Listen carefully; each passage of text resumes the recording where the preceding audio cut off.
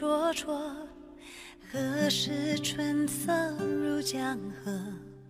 无他，为顺水逐波。何故轻曲断离歌？无我天地间寂寞。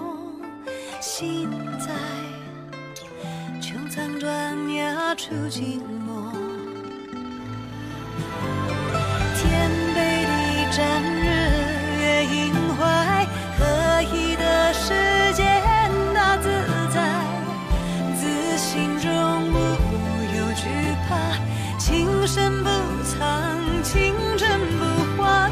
万古千秋有梦与悔，何以离沧桑而明媚？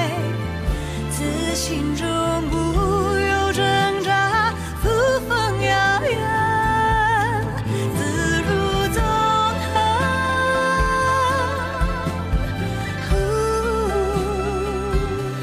潇洒如梦，今后。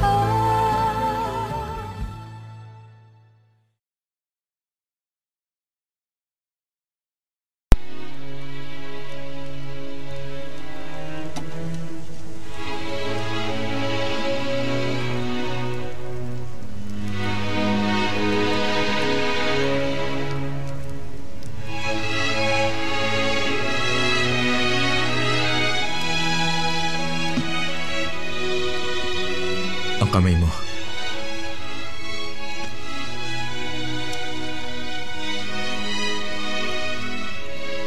Sa'yo ito. Ano naman yan? Makinig ka.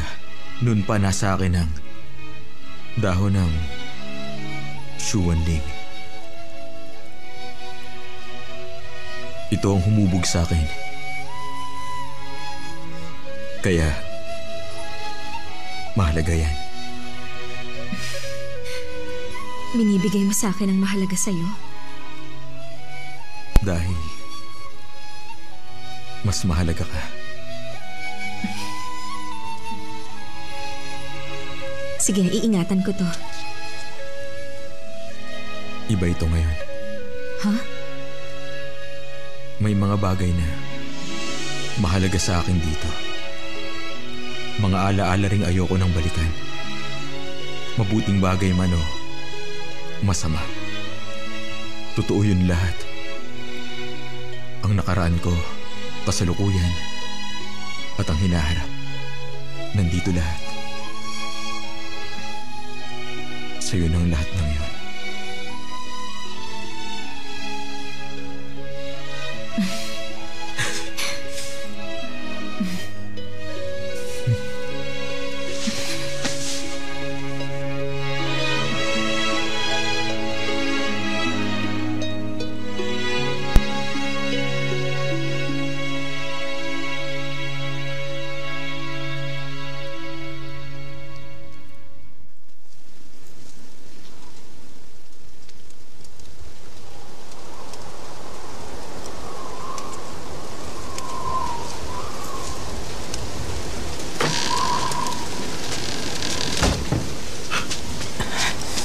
Ano? Magaling na siya? Ayaw niya pa rin ba akong makita?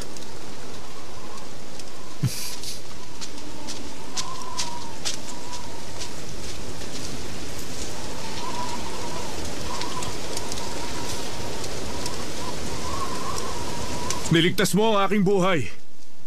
Wala akong pabayad sa iyong kabutihan. Mula ngayon, sa'yo na ang buhay ko. Handa akong mamatay para lang sa'yo. Wala na ako ibang maisip na sabihin. Salamat. Pumasok ka!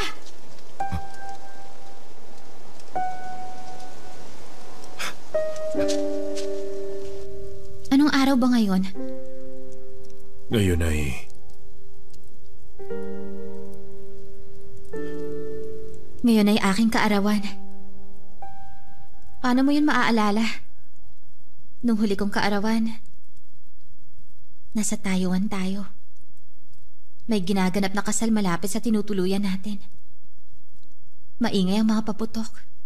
May dala akong alak habang nakaupo sa bubong. Nagsindi ako ng paputok at uminom ng alak. Nagpaputok ulit ako at uminom ulit. Napakasaya. 2 taon nang lumipas nung nasa Chongye ako. Kinaladkad ako pauwi ng aking ama. Para sumaya ako, inutos ko na magkaroon ng handaan at anyayahan nila ang lahat. Tumakas ako nung nagtipon ng madla. Sa pagmamadali, nawala pa ang gamit kong dala.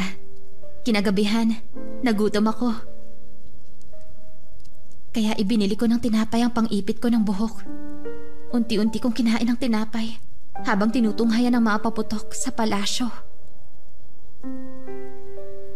Iniisip ko kung kasing sarap ba ng kinakain kong tinapay ang mga pagkain sa handaan. Bigla ko yung naamoy at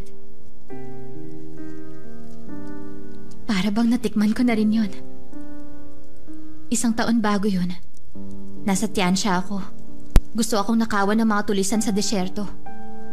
Pinatay ko silang lahat at naisip kong bawal akong mamatay ng uhaw. Dahil papangit ang aking bangkay. Walang makakakilala sa akin. Kaya ininom ko ang lahat ng dugo ng mga tulisang yon. Tama na. Magdiwang tayo ng kaarawan mo.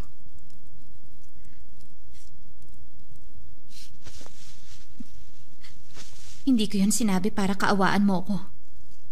Ayokong isipin mong ikaw ang may sala. Ang sinasabi ko lang, may pagdurusa sa bawat pagmamahalan. Lalo kung mapilit ang isa. Subalit hindi ako takot na magdusa. Nakahanda akong magdusa. Basta para sa ating dalawa. Natatakot akong mawala ng tapang.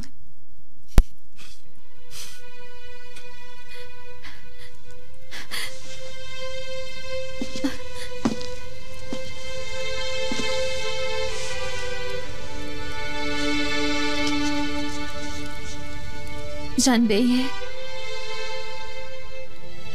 hindi ako nagdalawang isip o hindi ko pinagsisihan na iligtas ka. Gayunman,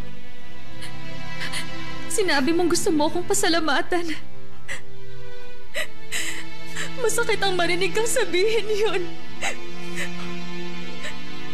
Noon pa man wala akong tigil sa pagsunod sa'yo kahit saan.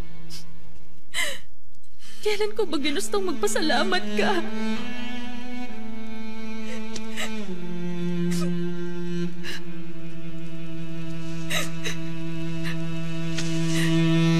Marami ka nang ginawa para sa akin.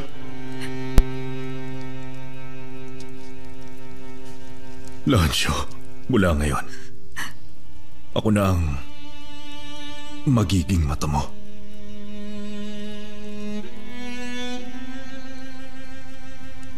Hindi ko hahayaang masaktan ka pa ulit.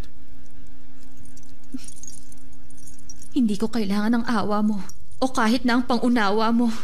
Ayokong mangako ka sa akin ng kung ano-ano.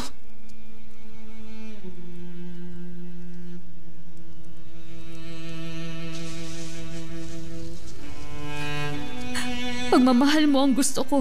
Kaya mo ba yung ibigay? Ayos lang. Kaya kong maghintay. Alam ko naman na ang gusto mo ay si Fuyao. Kung lalaki lang ako, magugustuhan ko rin siya. Pero lagi ako naniniwala na sa huli ako mamahalin mo.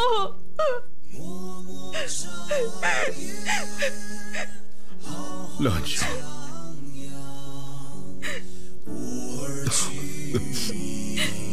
Hindi ako galit at handa akong maghintay sa'yo.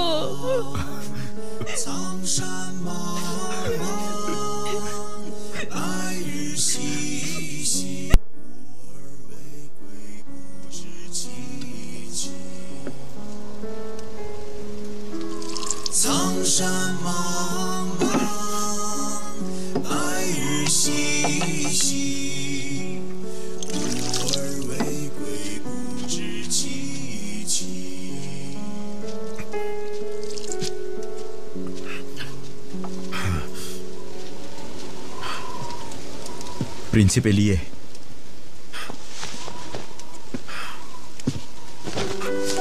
Salamat sa pagtulong mo sa akin. Dahil munti ko nang hindi mailigtas si Lancio. Tumayo ka riyan.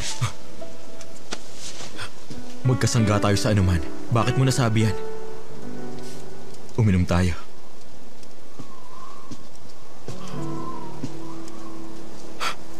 Sige.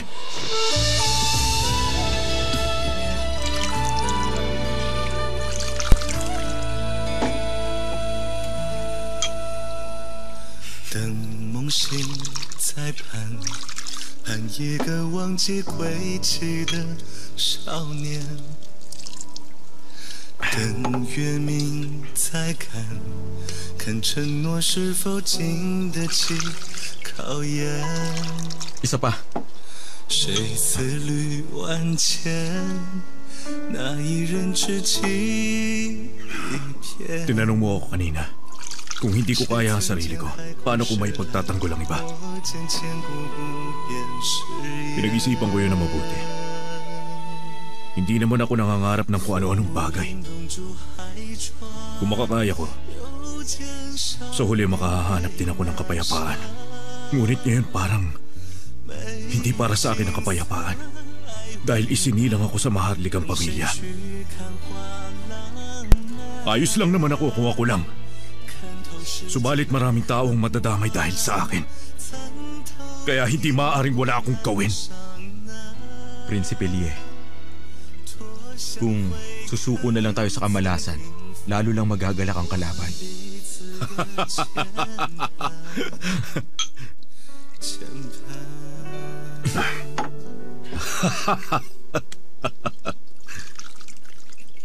Matapos ko makaligtas sa maraming kamatayan, wala nang dahilan para magpagapi ulit. Ngunit nasa palasyo pa rin si Ina. Hindi ko alam kung kailan ang magandang pagkakataon para kumilos. Tutulong ako.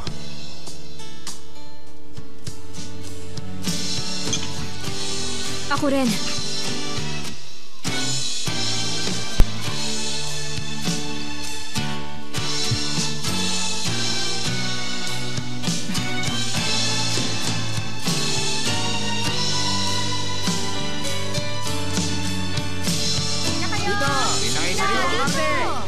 Sariwang gulay! Iho, bili ka na rito. Sige na, bumili ka na. Magkano po ito? Ito yun. Ito, tignan mo. Patingin nga. Salamat sa inyo. Sige, tuloy kayo. Halika. Sabi ko na nga ba, napakasarap. Ginoo, salamat sa inyo ha.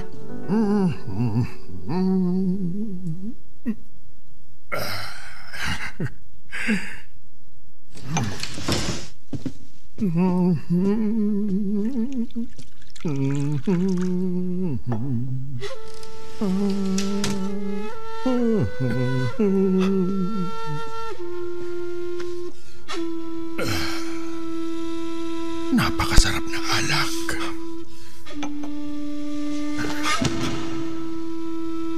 Ginoong Wa.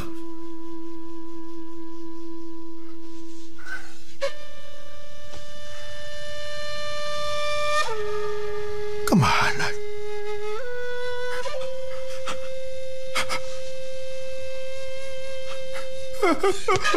Kamahalan.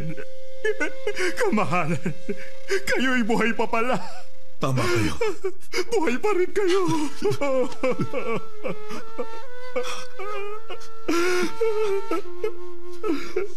Buhay pa. Buhay pa. Buhay pa ako.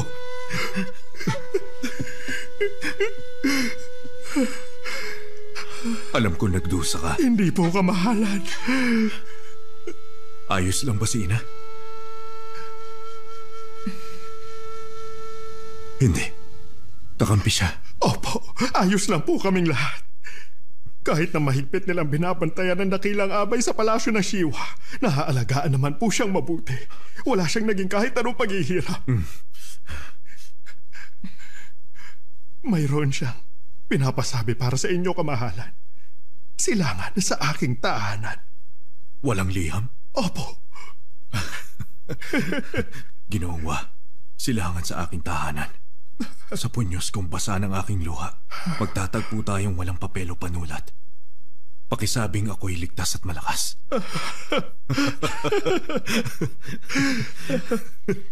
Kung ganun, ligtas siya. Oo. Nung bata pa ako, nakakulong ako sa palasyo. Alalang-alala si ina sa aking kaligtasan. Kaya ginawa namin ang pariralang yun. Sa mga salitang yun, kami napapalagay. Tama kayo, kamahalan.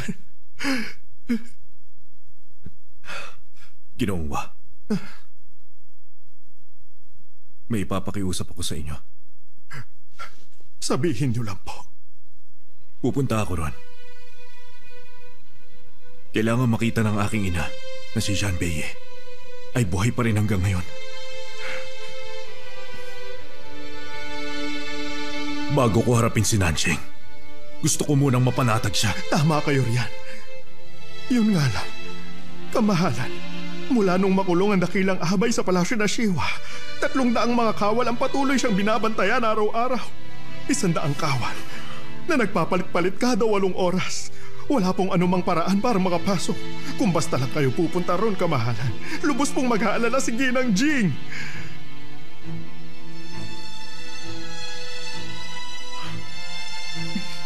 Ginoong Wa, kung hindi ako nagkakamali, 5 araw na lang, kaarawan na ni Nanchang, hindi ba? Sa ngalan ng Hari ng Taiwan, magandang kapalaran at mahabang buhay ang hiling ko para sa Hari ng Tianxia. Sa ngalan ng Reyna ng Xuanji, buhay na puno ng kasaganahan ang tanging hiling ko para sa Hari ng Tianxia.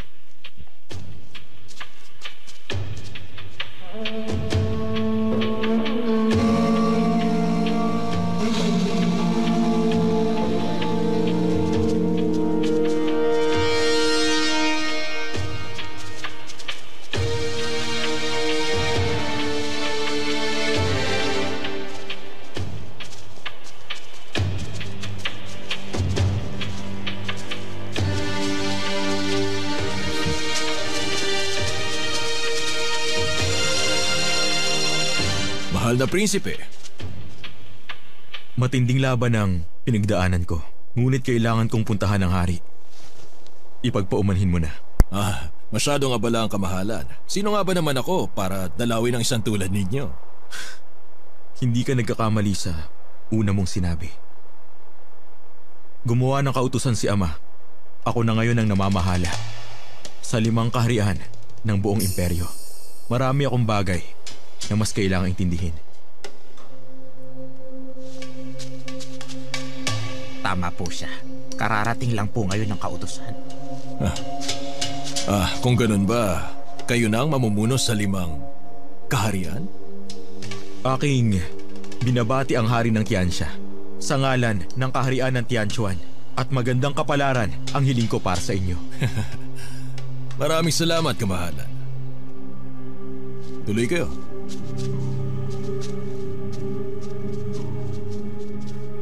Dahan-dahan at baka matapon lahat yan. Sige, tuloy na. Mag-iingat kayo lahat. Yan, ganyan lang dapat. Yan, dahan-dahan. Kayo dalawa. Doon kayo sa palasyo ng Shiwa. Opo. Bilisan na ninyo. Dali. Ang hirap naman. Wala na bang ibang paraan? Anumang sumpang panglaban sa kapangyarihang itim ay meron dito. Bawal gamitin ang kapangyarihan ni Lancho. Mabutit na hanap natin si Ginoong Wa. Napakalaking tulong. Tagaman-man siya ng aking lolo na iniwan para sa akin. Hindi ka lang niya ngayon hinihintay? Kawawang Ginoong Wa. Sa kanyang edad, ayaw niya na ng alak.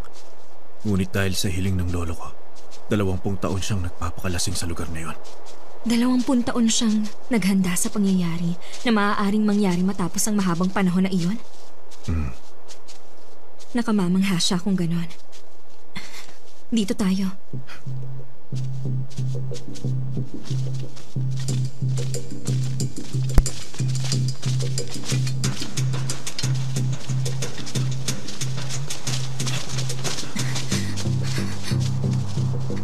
Kayong dalawa.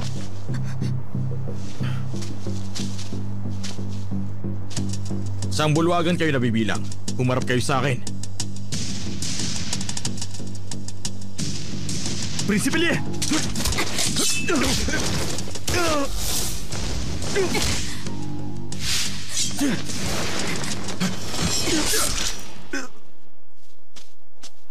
Noon ka pa dapat namatay.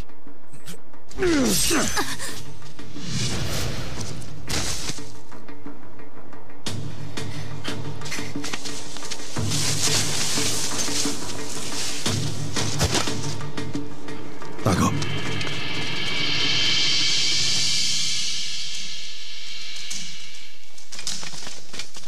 Bilis.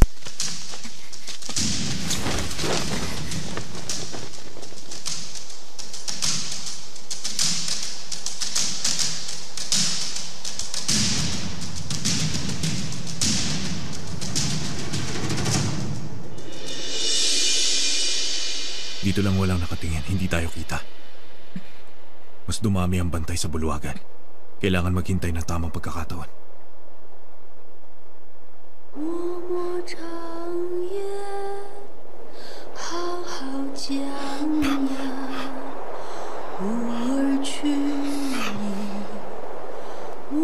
Ginang Jing, tama ng pag-awit! Nakakairita! Bakit ako kinagat?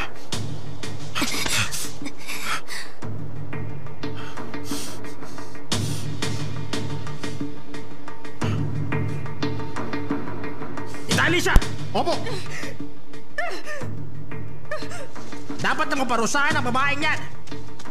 Araw-araw na lang siya kumakanta, hindi na nakakatuwa! Mukhang ngayong patay na si Guleng Fang. Mas lalong dadami ang bantay sa palasyo. Sa ganitong kasuotan, kailangan muna nating hintayin magdilim. Madali ka pa rin makikilala ng mga tao ano man ang iyong kasuotan. Ako hindi.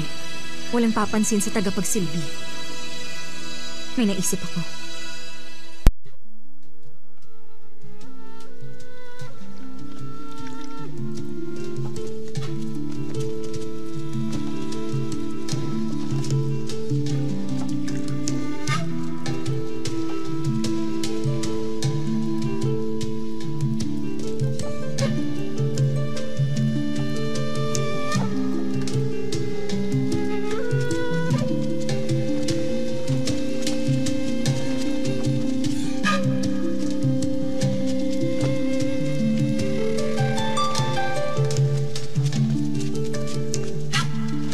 Para sa hari.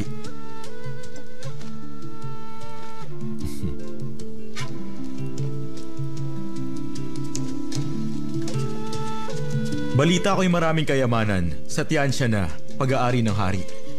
Naisip ko lang kung maaari ko kaya silang makita. Ang tore ko ba ang tinutukoy na kamahalan? Wala nang iba. Kung yun ang iyong tinutukoy, hindi ba't minsan yun na iyong nasilayan noon? May mahalaga ako yung ulat! Kamahalan, si General Guleng Fang. Ano? Mukhang may nakapasok. General Guleng Fang, pinaslang siya! Huwag kang mag-alala.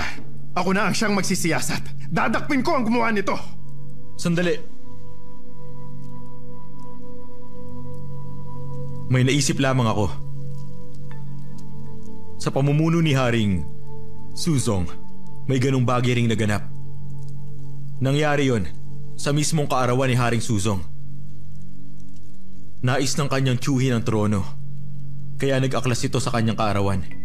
Ang alam ko'y meron ding mga nanghimasok sa palasyo noon at napatay ng tiyuhin ng kanyang pamangkin. Ay, mukhang ganun din mismo ang nagaganap ngayon.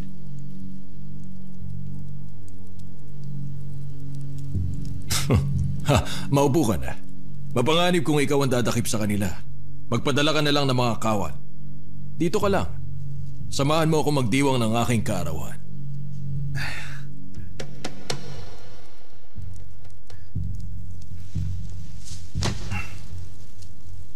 Makaalis ka na. Opo.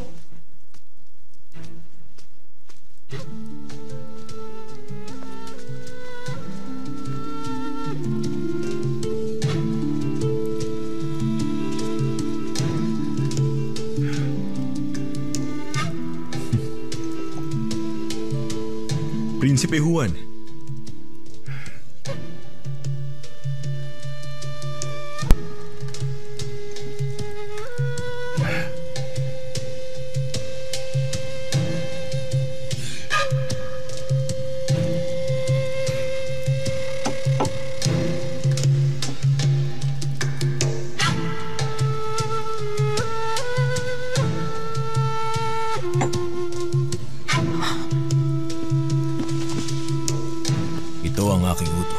Paalisin ang mga hukbong nasa Jiangning, Guang'an at Jiangxin. Papa.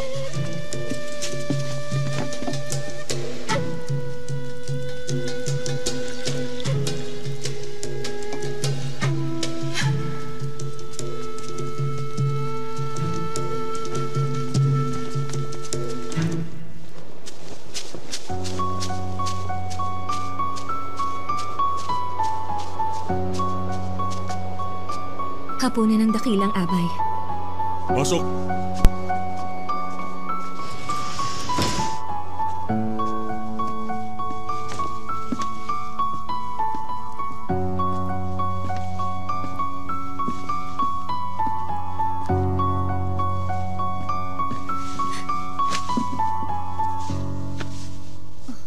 Dakilang abay, ayos lang ba ang inyong kalagayan? Ayos lang kayo, Ginang Jing? Shh. Pinapunta ko rito ni Beye. Si Jean Beye. Si Beye? Opo, si Beye. Nasaan siya? Naghihintay sa atin sa labas. Sa labas? Ako ang narito dahil hindi siya makapasok. Sasabihin ko sa mga bantay, sasamahan ko kayo sa palikuran. Doon ngayon naghihintay si Beye. Sumunod lang kayo at huwag kayong magsasalita. Oh, shh. Hindi talaga. Hindi ako magsasalita. Hindi talaga. May gustong pumatay sa kanya. Meron nga.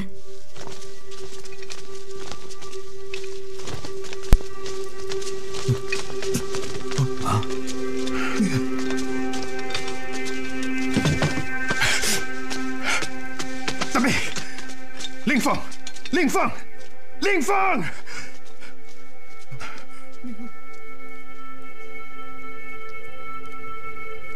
Anong masasabi ninyo, mahal na prinsipe?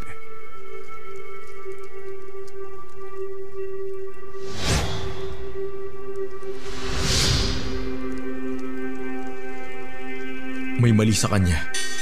Ano naman yun? Hindi ko alam kung dapat ko itong sabihin. Magsalita ka lang, kamahalan.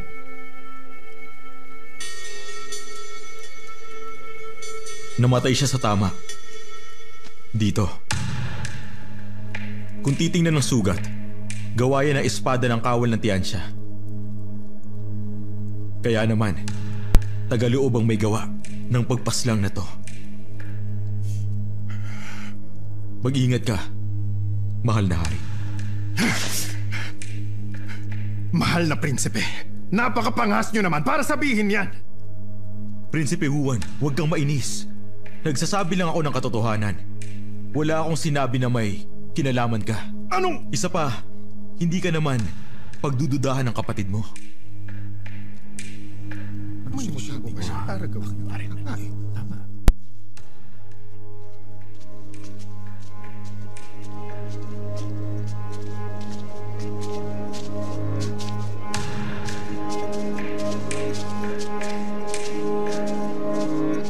Halika.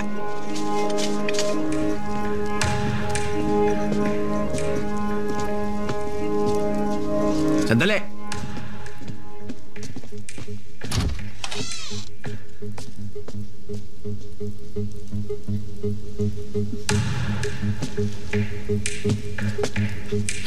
May nanghimasok po sa palasyo. Ginawa ko lang ito upang tiyakin ang inyong kaligtasan. Paumanhin, dakilang abay.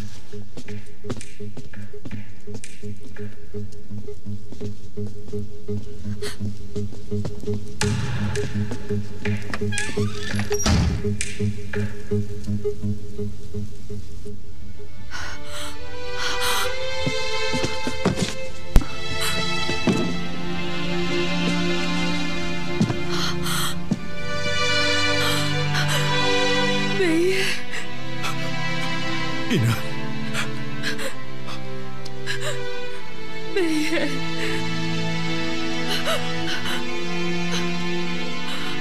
Umayat ka.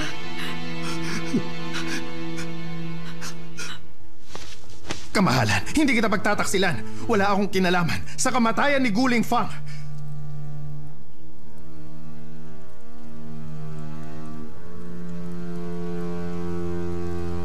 Kung totoo nga ang sinabi niya, nakagagawa nito ng isang taga-Tian siya. Palagay ko, nagbalik na siya rito. Si Zhan Peiye? Sa palasyo ng Shiwa!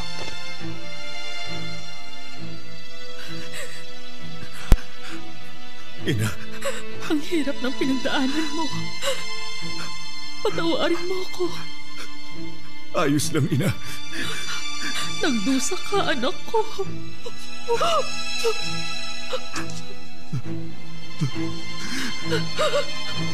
Narito na ang hari! Dadakpin ka niya. Tumakas ka na. Sige na. Itatakas ko na kayo rito, Ina. Hindi na kayo maaalipin pang muli. Huwag. Umalis ka na. Huwag ka nang sumugal pa dahil sa akin. Hindi yun ang hangad ko. Masaya na akong makita ka ngayon.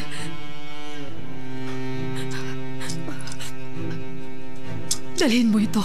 Mahalaga yan. May nakatago riyan. Sige na. Alis na.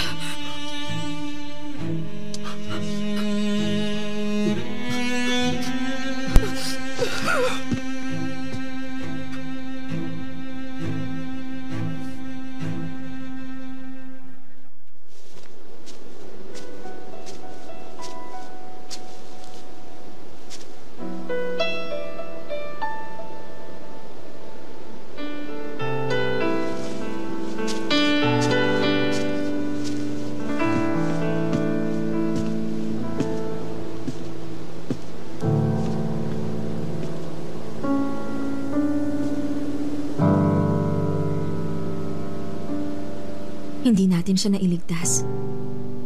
Naiinis din ako. Balang araw, kung kailangan mo ng tulong, gagawin kong lahat ng kaya ko. Salamat. Tula ang nakatago sa binigay ni Ina. Dapat ako'y tulad ng isang puno na lalong tumatatag sa tagal ng panahon. Sana'y magbalik ang aking anak sa lugar kung saan siya dapat na maging hari. Yun ang mga salitang ipinakiusap sa akin ng aking ina. Masyado ako naging maamo. Pinag-alala ko ang aking ina habang nakakulong sa lungsod na yun. Hindi ako karapat-dapat na anak para sa kanya. Sa lahat ng ito, nakaligtas lamang ako dahil sa mga kasamang nagtaya ng buhay nila. Napakalaki na ng utang ko sa aking ina at sa mga taong aking nakasama. Kinakailangan ko ng lumaban. Nagawa ko na ang lahat na iniutos mo sa akin. Mabuti kung gano'n. Ilang araw na lang, iinit na ang panahon. Ngunit para sa Tianxia, hindi yun magandang balita. Para bang iba ang lahat sa Tianxia ngayong buong taon na ito? Ibig sabihin mo ba? Parang may malaking lambat na nahulog mula sa langit o tumubo sa lupa na unti-unting bumabalot rito sa buong Tianxia. Higit pa ron, pahigpit pa ito ng pahigpit.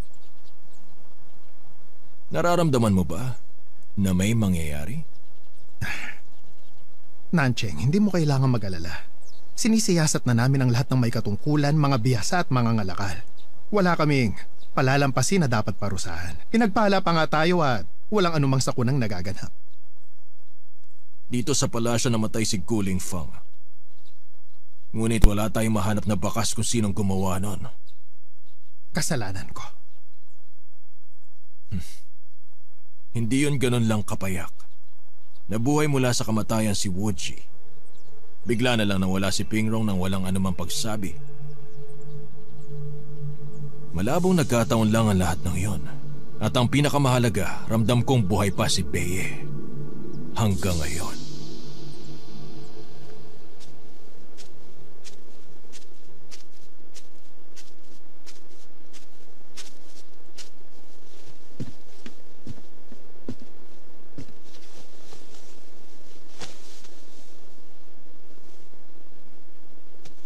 Tumigil ng nyebe.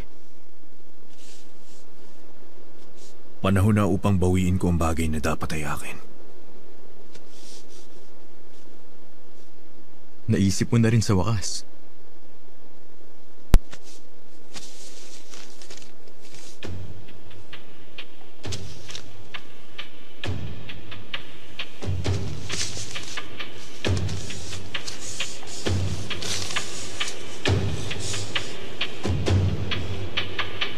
Ito ang kautusan ng naunang hari.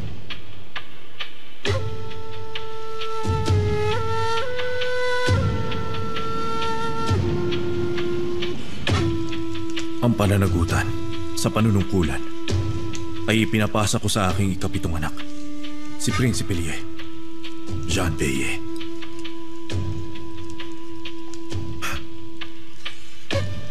Kung hindi lang sana ito itinago ng aking inanuan, wala sanang naghaharing Nancheng sa araw na ito.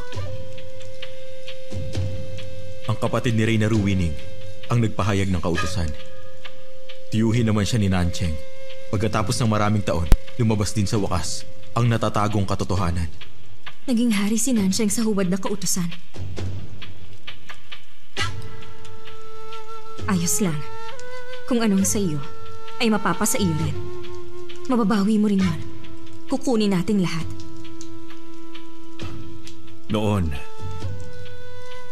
anumang mali ang gawin ni Nancheng, subukan man niya akong patayin. Napagtitiisan ko. Siya ang hari. Pangkaraniwan lang ako. Kung talagang gusto niya akong patayin, kailangan ko sumunod. Hindi ko dapat ipahamak ang buong bansa. Ang bansa ay parang pamilya ko na rin.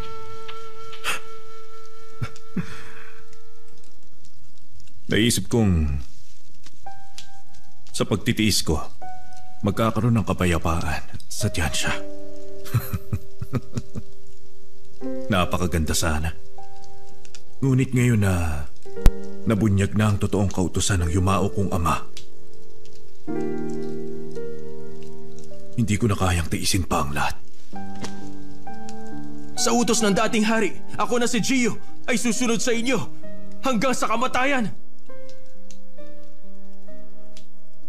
Napakadaling maglunsad ng digmaan.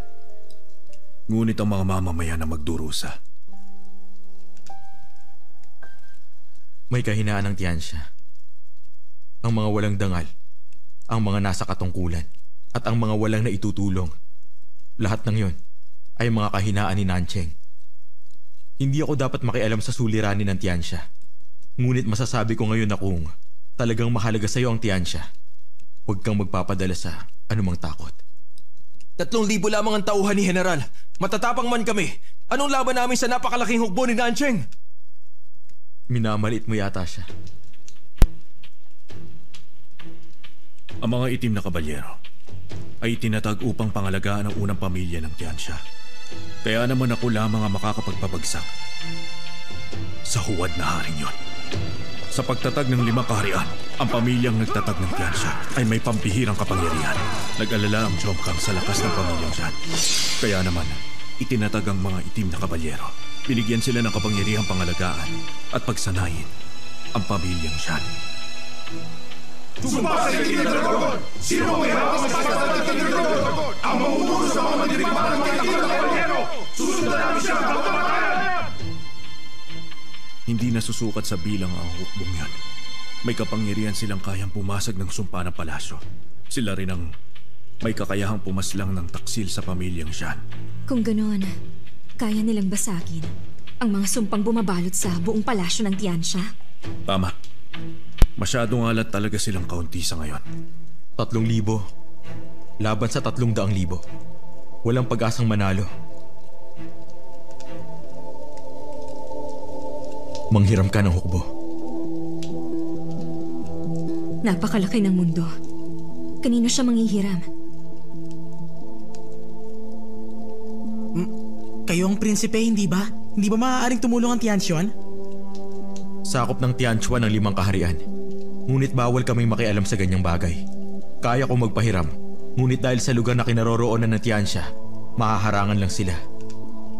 Saan pa ba pwedeng humiram na hindi mahaharang?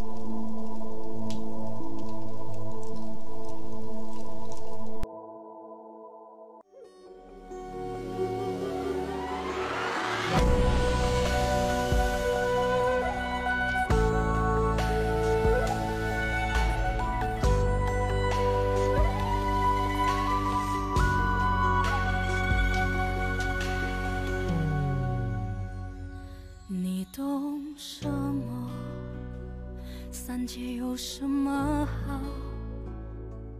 若无贪嗔，若并无烦恼，又怎能叫我一步三回头？为爱愁，为恨求，为情把魂魄都丢掉。要我爱的那个爱我，只要那一个爱我。你用什么换这一爱难求？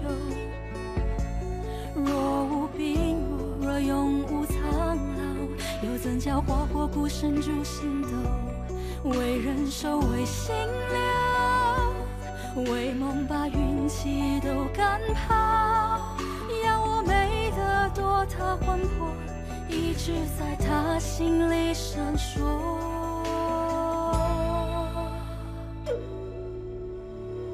有道说此生所求，不过翻云覆雨厮守。求若不得，执念悬心，眉头紧锁。有道说来世若求，唯愿寒蝉仗马参透。梦为星球，赐我爱愁，半生着落。